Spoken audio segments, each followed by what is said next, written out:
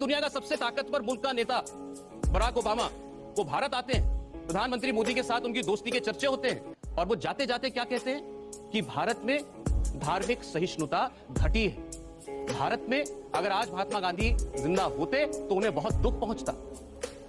क्यों ऐसे हम माहौल पैदा कर रहे हैं कि हमारे प्रधानमंत्री को भी शर्मिंदा होना पड़े?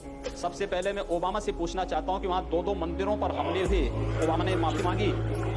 दूसरा प्रश्न ये कि सबसे अधिक नस्ली भेदभाव तो अमेरिका के अंदर होते हैं और उस नस्ली भेदभाव की उपज ही है ओबामा। दूसरा ये कि भारत के अंदर हिंदू अगर नस्ली भेदभाव में विश्वास करता या मजहबी या मजहब के आधार पर या धर्म के आधार पर बांटने में विश्वास करता तो 1947 में ही आर पार हो गया होता। हिंदू से बड़ा सहिष्णु कोई नहीं। और हिंदुस्तान में अगर सेकुलरिज्म जिंदा है तो इसलिए क्योंकि हिंदू बाहुल्य भारत है, बहुसंख्यक यहाँ का हिंदू है, इसलिए है। हमें इसको भी स्वीकार करना चाहिए। दुनिया का सबसे ताकतवर मुल्क का नेता बराक ओबामा वो भारत आते हैं। प्रधानमंत्री मोदी के साथ उनकी दोस्ती के चर्चे होते हैं और वो जाते जाते क्या कहते हैं कि भारत में धार्मिक सहिष्णुता घटी है।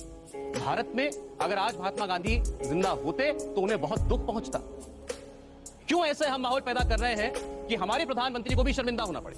सबसे पहले मैं ओबामा से पूछना चाहता हूं कि वहां दो मंदिरों पर हमले हुए, ओबामा ने माफी मांगी। दूसरा प्रश्न ये कि सबसे अधिक नस्ली भेदभाव तो अमेरिका के अंदर होते हैं और उस नस्ली भेदभाव की उपज ही है ओबामा।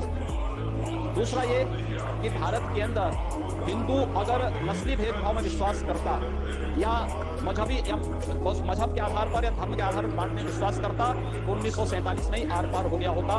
हिंदू से बड़ा सहिष्णु कोई नहीं। और हिंदुस्तान में अगर सेकुलरिज्म जिंदा है तो इसलिए क्योंकि हिंदू बाहुल्य भारत है, बहुसंख्यक यहाँ का हिंदू है, इसलिए है। हमें इसको भी स्वीकार करना चाहिए। दुनिया का सबसे ताकतवर मुल्क का नेता बराक ओबामा वो भारत आते हैं। प्रधानमंत्री मोदी के साथ उनकी दोस्ती के चर्चे होते हैं और वो जाते जाते क्या कहते हैं कि भारत में धार्मिक सहिष्णुता घटी है। भारत में अगर आज महात्मा गांधी जिंदा होते तो उन्हें बहुत दुख पहुंचता। क्यों ऐसे हम माहौल पैदा कर रहे हैं कि हमारे प्रधानमंत्री को भी शर्मिंदा होना पड़े? सबसे पहले मैं ओबामा से पूछना चाहता हूं कि वहां दो मंदिरों पर हमले हुए, ओबामा ने माफी मांगी। दूसरा प्रश्न ये कि सबसे अधिक नस्ली भेदभाव तो अमेरिका के अंदर होते हैं और उस नस्ली भेदभाव की उपज ही है ओबामा। दूसरा ये कि भारत के अंदर हिंदू अगर नस्ली भेदभाव में विश्वास करता या मजहबी या मजहब के आधार पर या धर्म के आधार पर बांटने में विश्वास करता तो 1947 में ही आर पार हो गया होता। हिंदू से बड़ा सहिष्णु कोई नहीं। और हिंदुस्तान में अगर सेकुलरिज्म जिंदा है तो इसलिए क्योंकि हिंदू बाहुल्य भारत है, बहुसंख्यक यहाँ का हिंदू है, इसलिए है। हमें इसको भी स्वीकार करना चाहिए।